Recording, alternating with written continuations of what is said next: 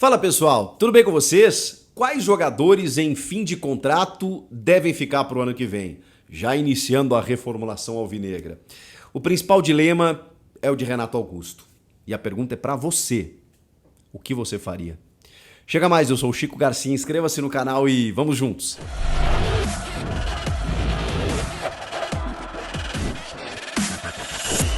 Não é novidade para ninguém que o Corinthians vai enfrentar uma das maiores reformulações da sua história ao final do ano. O Mano Menezes tem agora, nesses 12 jogos finais de temporada do Brasileirão, um verdadeiro vestibular para tentar descobrir, perceber, analisar quem deve permanecer para a próxima temporada. E isso não vale apenas para jogadores em fim de contrato. É que esses, obviamente, são questões a serem resolvidas imediatamente. Mas muitos que têm mais um ano, 2 de contrato, podem ser reavaliados inclusive. Eu cito aqui, por exemplo, o Victor Cantillo, que não é um jogador que tem contrato encerrando agora no final do ano. Provavelmente vai embora. O Matheus Bidu, por exemplo, lateral esquerdo, o Rafael Ramos, jogadores que não deram certo, pelo menos numa análise inicial, né? Vamos ver o que o Mano Menezes vai achar e entender nos próximos jogos, mas pode ser que esses jogadores sejam negociados, emprestados, enfim, mas que não continuem, não permaneçam na temporada seguinte. Alguns outros atletas, o Corinthians conseguiu um remanejamento, como o Gustavo Silva, por exemplo, que tinha o seu contrato encerrando, mas já estendeu até 2026. O Juan Oliveira, por exemplo, que foi um jogador que tinha o contrato para encerrar, eu acho que no começo do ano, e aí por conta da lesão, o Corinthians estendeu, ele foi até bem utilizado pelo Vanderlei Luxemburgo, mas a tendência é que ele não permaneça ao final desse ano. O Fábio Santos, por exemplo, já disse que vai encerrar a carreira agora ao final da temporada. Então é um problema entre aspas, que o jogador resolve para o clube, né? O clube nem vai precisar se indispor com alguma coisa, porque o jogador já tomou essa decisão. E bom, se a gente está falando aqui do Matheus Bidu, que não deve permanecer mesmo tendo contrato, é sinal de que o clube vai em busca de um lateral esquerdo aí no mercado. Você tem o Bruno Mendes, né, que é um jogador que o clube quis ficar em determinado momento, mas ele teve tantas propostas, ele está sendo tão assediado que ele está pedindo muito para renovar, que a tendência é que ele não permaneça. O Maicon também é uma questão. Ele começou a performar melhor de uns 2 meses para cá. Ele teve muitas dificuldades ao longo do ano e ele tem essa relação aí com o Shakhtar Donetsk, né, da Ucrânia, onde o campeonato parou por guerra e teve a liberação da FIFA, né, dos jogadores serem emprestados e tudo mais sem nenhum ônus. E ele tem uma identificação com o Corinthians, a gente sabe, mas é um atleta que também tem uma difícil permanência. A tendência é que ele retorne para o futebol europeu, mas eu colocaria como incógnita. Você tem o Gil que é um jogador que não acho... já falei isso, né? Indo na contramão de muitos, não acho que ele tenha feito uma temporada ruim. Eu acho que ele sofreu pontualmente em alguns momentos, muito por conta da desproteção do time, taticamente falando, e aí você prejudica. Acho que o Gil é um cara abnegado, um baita profissional, que sempre se dedicou para o clube, e que, obviamente, não é por isso que você precisa renovar. Eu acho que essa análise tem que ser bem calculada. O Corinthians contratou o Lucas Veríssimo, mas é bom dizer só até a metade do ano que vem, e negociou o Murilo, o Robert Renan, o João Vitor lá atrás. Então, assim, todo o zagueiro que surgiu, o Corinthians negociou. E aí tem o Caetano, enfim, o Gil hoje é titular ao lado do Veríssimo. É uma análise que tem que ser feita. É uma análise que tem que ser feita também. O Giuliano, vamos lá, né? O Giuliano foi a primeira grande contratação da gestão do Írio, né? Desses grandes reforços.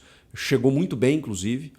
No ano passado, com o Vitor Pereira, mesmo sem ser titular, ele teve uma participação muito importante, jogador muito tático, muito inteligente, teve alguns bons momentos, especialmente na Copa do Brasil, onde ele foi o artilheiro, fez 5 gols, faz o gol de empate, né, no Maracanã, o que leva a decisão para os pênaltis no Rio.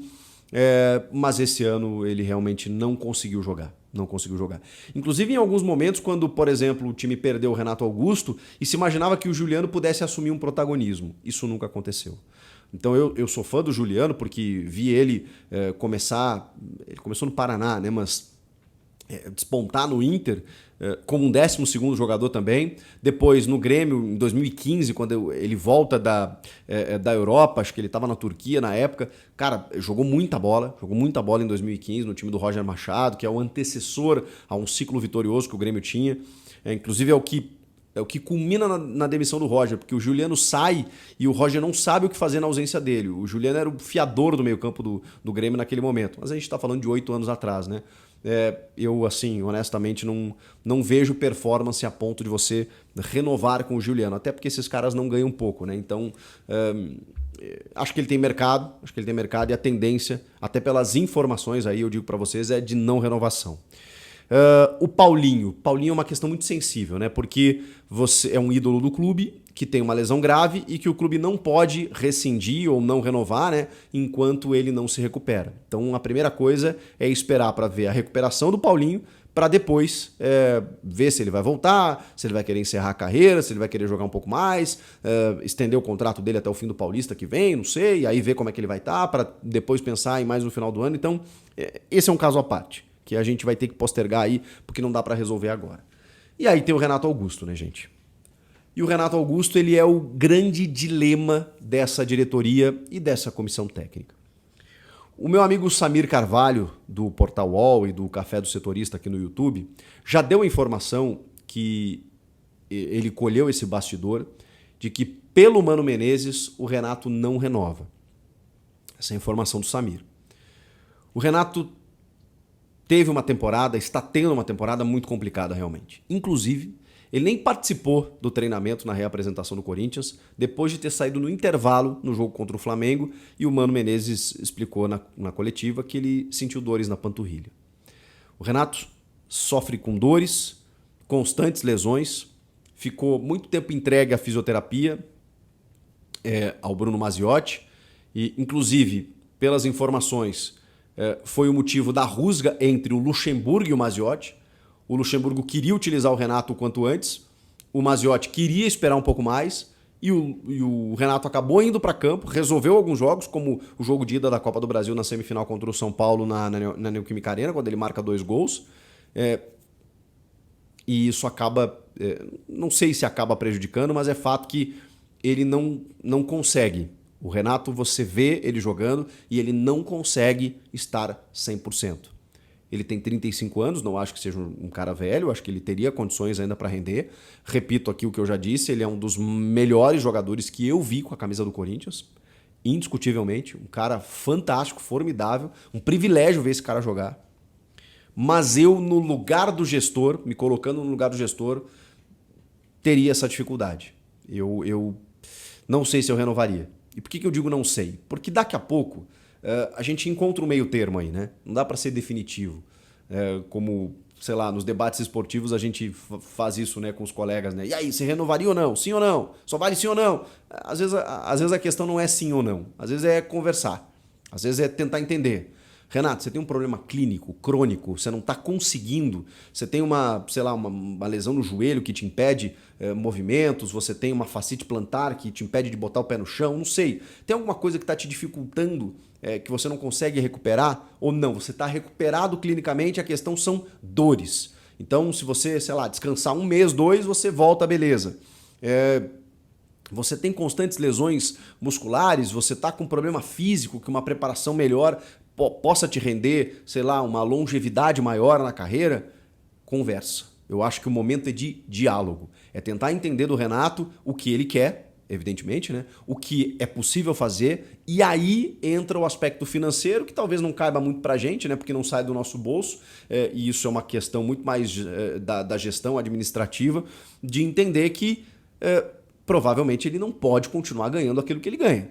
O contrato dele está encerrando, o Renato tem um dos maiores salários do clube, você tem que chegar para ele e falar assim, ó, o negócio é o seguinte, é muito arriscado a gente renovar, porque a gente não sabe se você vai poder jogar. Então, vamos lá, vamos fazer um contrato por produtividade, vamos baixar aqui com algumas metas e, né, um fixo fica um pouco menor. O Grêmio fez isso recentemente com o Walter Kahneman, com o Pedro Jeromel, Enfim, é muito comum isso, né? O jogador vai baixando de patamar, ele vai né, diminuindo a sua performance, a sua capacidade física e técnica, né? Então você vai negociando com ele para que ele continue ali ajudando, porque o Renato ainda é um cara que pode colaborar e muito, se não tecnicamente, e isso nem se fala, né? É um cara que ajuda muito os mais jovens, é um cara que tem uma liderança absurda, é um cara que o adversário respeita, que os rivais respeitam, que o torcedor tem uma adoração, porque ele é o Renato Augusto.